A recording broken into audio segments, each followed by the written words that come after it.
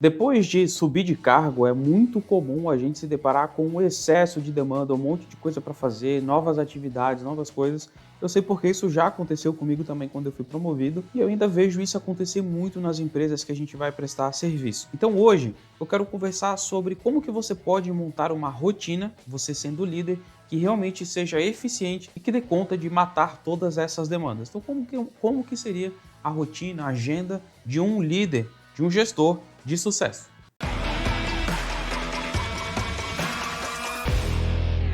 Sabe, uma vez eu estava conversando com um supervisor de manutenção e ele estava conversando comigo, mas não reclamando mesmo, assim, puxa, sabe, David, eu sou líder aqui, sou supervisor, estou há não sei quanto tempo aqui na área de manutenção e eu falo para os técnicos apontar a ordem corretamente, falo para eles colocar a quantidade de horas que foi utilizada, falo para eles dar o apontamento, o detalhamento técnico e eu falo, eu insisto nisso, falo nas nossas reuniões mensais de resultado e eu não sei mais o que fazer porque eles simplesmente não fazem. Eu tenho uma posição de liderança, eu sou o chefe deles, o supervisor deles, mas mesmo assim, mesmo falando, eles não estão fazendo, não estão cumprindo, só está botando lá executado. Bota qualquer hora, bota que começou e terminou o serviço em qualquer momento, não estou colocando a descrição das peças e eu não sei mais o que fazer. E aí, o que vocês fariam? Eu, claro, entendi o recado que ele não estava satisfeito e fui conversar com os técnicos para saber o ponto de vista dos técnicos, o que eles estavam achando sobre isso. Eu perguntei o que eles achavam, qual foi a resposta. Eles disseram para mim que, olha, o cara é chato, ele só vem aqui, ele só cobra, cobra, cobra. A gente não sabe mais o que fazer porque ele só reclama de tudo, as coisas não mudam, ele vem aqui e fala que está tudo errado, que as coisas estão erradas, que o apontamento está ruim e vai embora e a gente está aqui, está tentando fazer o nosso melhor, está botando máquina para rodar e está tudo certo, melhor máquina rodando do que máquina parada.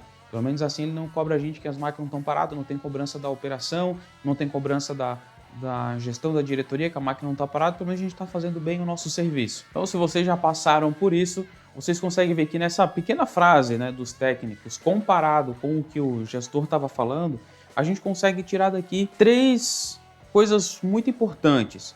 Primeiro, não tinha instrução de trabalho.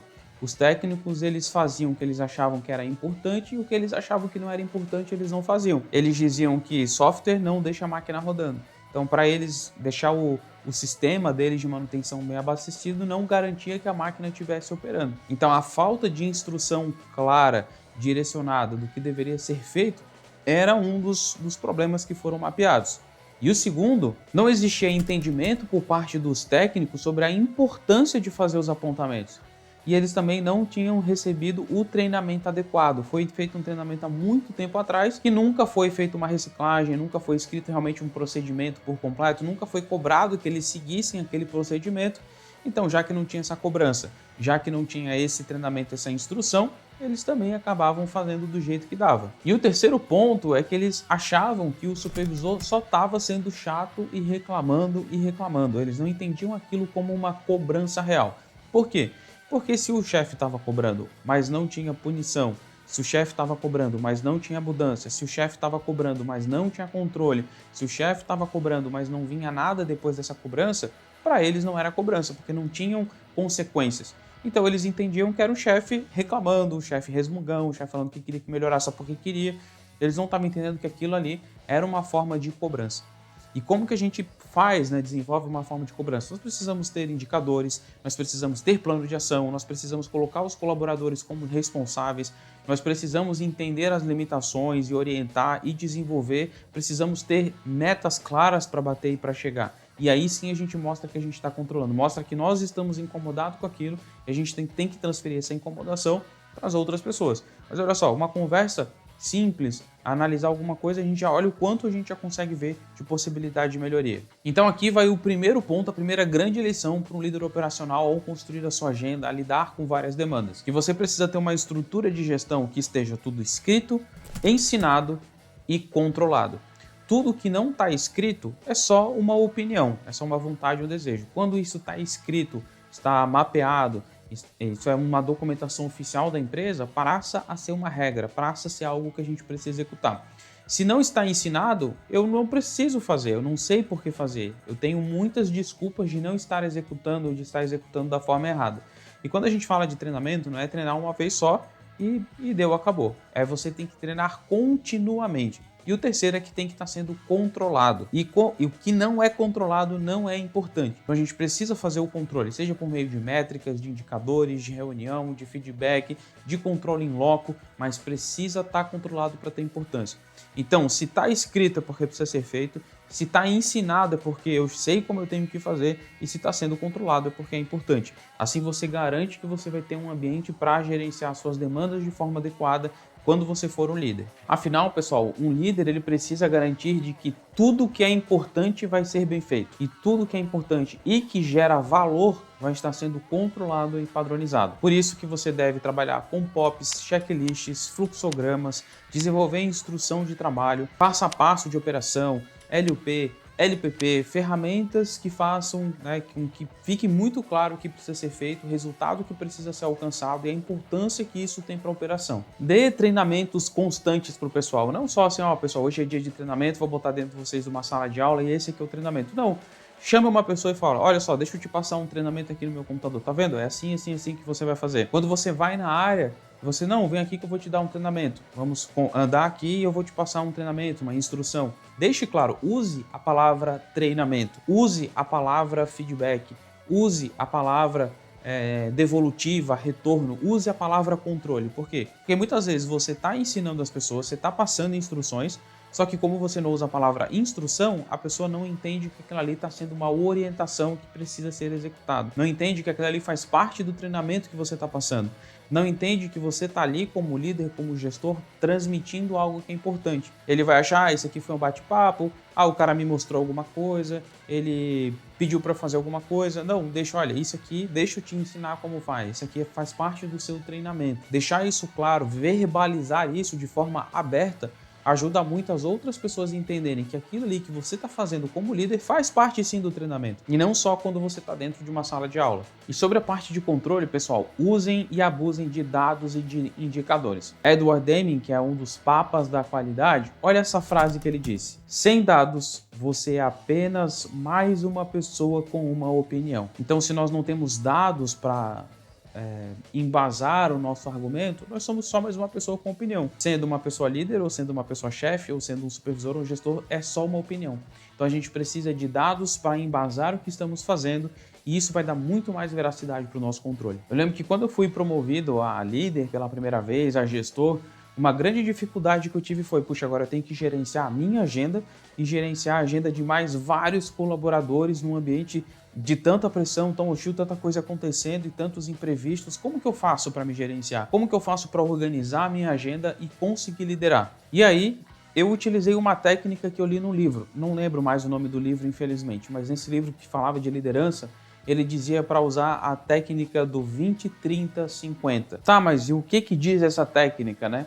Ela fala justamente sobre como a gente deve dividir o nosso tempo. 20% do tempo direcionado para a parte de execução e operação, para a mão na massa mesmo. 30% dedicado às atividades de gestão, atividades administrativas. E 50% do tempo dedicado a pessoas, a desenvolvimento de pessoas, a liderança. Então vamos supor que você trabalha um turno de 8 horas por dia.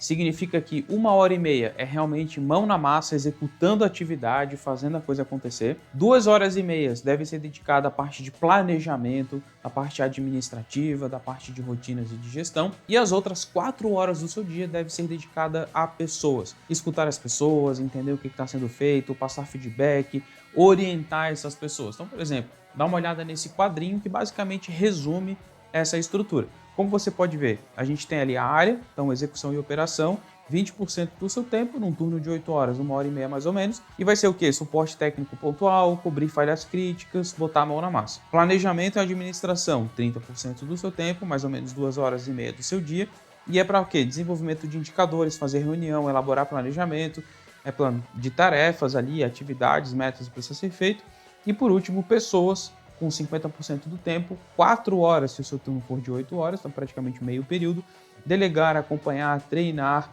dar feedback e escutar. Mas é claro que para poder seguir essa regra, você tem que ser eficiente. E aqui eu vou dar algumas dicas que me ajudaram bastante, tá? Tudo que for possível, deixe já na sua agenda, deixe agendado. Mas não tudo, porque isso vai ficar muito difícil de gerenciar. A gente sabe que como líder a coisa vai acontecendo, é uma loucura ao longo do dia. Então, o que eu fazia? 20% do meu tempo eu deixava a minha agenda fixa, eu não mexia na minha agenda. E aí eu fiz na minha agenda o que eu chamei de horários de ouro, intervalos de ouro. Então, dentro de determinados períodos do dia, em alguns momentos, onde eu era mais produtivo, resolvendo atividades, fazendo atividades, botando a mão na massa, esses momentos eu não mexia neles, por exemplo. Então eu já tinha minha agenda fixada, que em determinados momentos eu ia executar aquelas atividades. Eram momentos que eu sabia que eu era mais produtivo, que eu não podia mexer, que eu não podia ter algum problema. Todas as outros momentos do dia que estavam livres, eu poderia executar qualquer tipo de atividade. Isso eu garantia o quê? Mais ou menos a regra do 80-20 de Pareto. Eu sabia que se eu determinasse os 20% da parte do meu dia, que é mais importante, que eu sou mais produtivo, e não mexesse nela, realmente conseguisse cumprir aquilo, eu estaria garantindo que pelo menos 80% dos meus resultados estavam sendo cumpridos para aquela semana. Então, numa janela de uma semana, eu separava pelo menos 20% do meu tempo em horários de ouro. Esse horário eu não vou mexer, eu não vou mudar, eu vou cumprir o que está ali para conseguir manter uma rotina e para conseguir entregar o que eu preciso entregar de mais importante dentro de uma semana. Eu sei que é isso que vai garantir a continuidade do trabalho. E a segunda dica, pessoal, em relação a reuniões. Você vai ver que quando você é líder, você faz muita reunião, conversa com muita gente, é reunião em cima de reunião. Então a dica é se prepare muito bem para essas reuniões. Autores como Peter Drucker, David Allen e Daniel Jones, eles defendem aí uma regra para a gente estabelecer o tempo das reuniões para ser de forma mais direta. Então olha só comigo. Para reuniões diárias, 15 minutos. Para reuniões semanais, mais ou menos em torno de 30 minutos.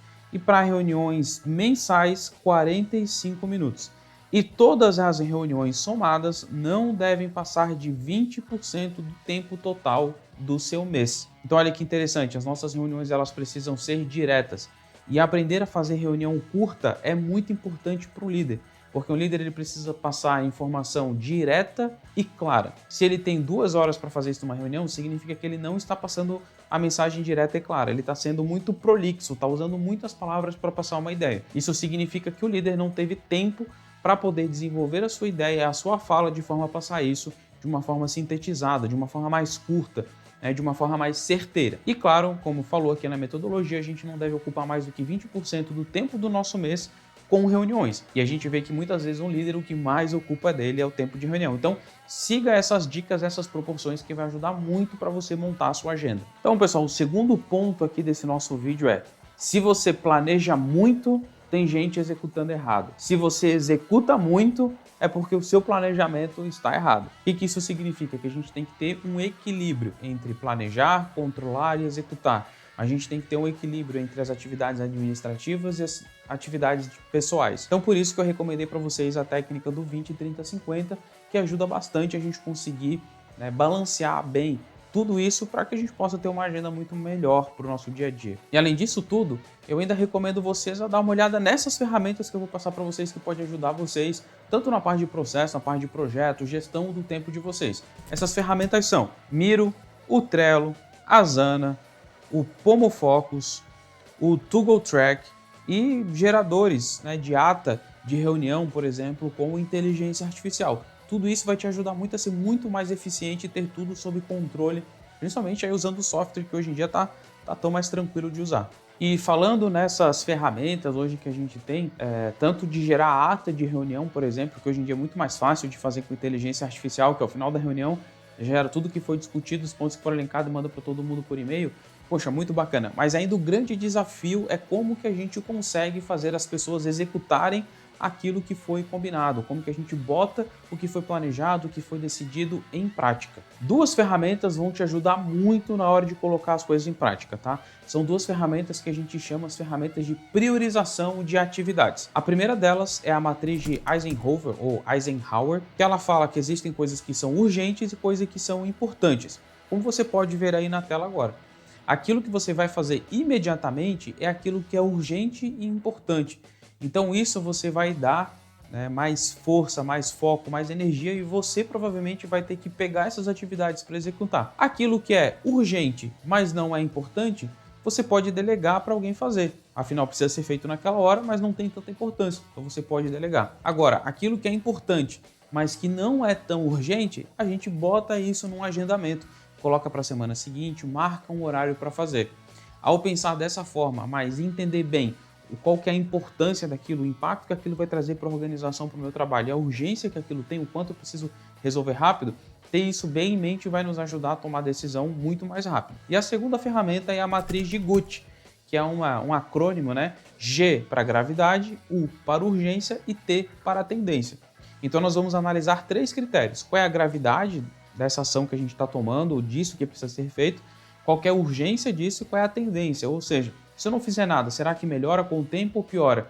Será que se eu não fizer nada, esse negócio vai aumentar a urgência, vai aumentar a gravidade? Então a gente precisa entender qual que é a tendência de eu não estar fazendo as coisas, isso vai me ajudar a priorizar. Ao final, eu vou dar uma nota de 1 a 5 para cada um desses critérios, ou de 1 a 10, depende de como você quiser trabalhar, e aí você vai ter um número final. Então você vai ter um número 80, 240, 320, basta agora você fazer o ranking. Aquele que teve a maior nota, você coloca primeiro. Se você quiser saber mais aqui, eu vou deixar aqui ó, do lado o QR Code, ou aqui embaixo na descrição do vídeo, a gente já tem 2 aulas falando tudo sobre isso, como você monta a matriz de Guth e também como você monta a matriz de Eisenhower. Então você já tem aí conteúdo para, se você não conhece essas 2 ferramentas, já sai correndo aqui quando finalizar esse vídeo e vai lá assistir para que você conheça mais essas ferramentas. E aí nós chegamos na terceira lição, que é um líder, ele entende que tudo é importante, mas não ao mesmo tempo. Ou seja, um bom líder precisa saber priorizar atividades, precisa entender o que precisa ser feito primeiro e entender o que daquilo que ele for fazer, o que vai trazer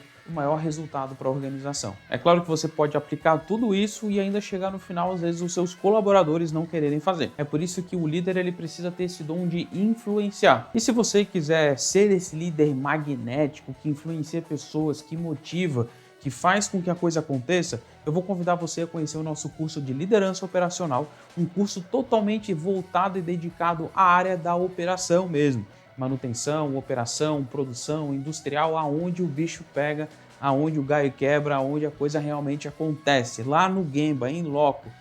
Então, se você quer aprender mais sobre como você se torna um líder magnético por meio, né, de uma formação completa e exclusiva para quem entende que a área operacional é muito diferente de outras áreas e que o estilo de liderança é diferente, clique aqui agora na descrição do vídeo, no QR Code aqui, acesse o nosso site e saiba mais para que você possa continuar essa sua jornada como líder. Então, 3 lições, né, que nós passamos aqui. Primeiro, você precisa, como líder, garantir que está tudo escrito e ensinado e está sendo controlado. 2, você precisa garantir que você está utilizando bem o seu tempo e por isso você pode utilizar a regra do 20, 30, 50. E terceiro, você tem que saber priorizar atividades. E aí você pode utilizar matriz de Guth ou matriz de Eisenhower, por exemplo. Isso foi algumas coisas que eu aprendi durante a minha jornada como líder. E você? O que você está aprendendo? O que você aprendeu? Quais foram grandes lições que vocês tiveram durante a jornada de liderança de vocês? Deixa aqui no comentário para a gente ir conversando e entender como que cada um de nós aprende diferente e lidar diferente com essa função formal ou informal que é ser um líder. E claro, pessoal, não esquece de curtir, comentar, compartilhar esse vídeo aqui com seus amigos, aquele cara que precisa desenvolver um pouco mais as suas habilidades como líder. Também não se esqueça de se inscrever aqui no nosso canal, de deixar o seu joinha e seguir a gente nas nossas redes sociais, beleza? Um grande abraço e até a próxima!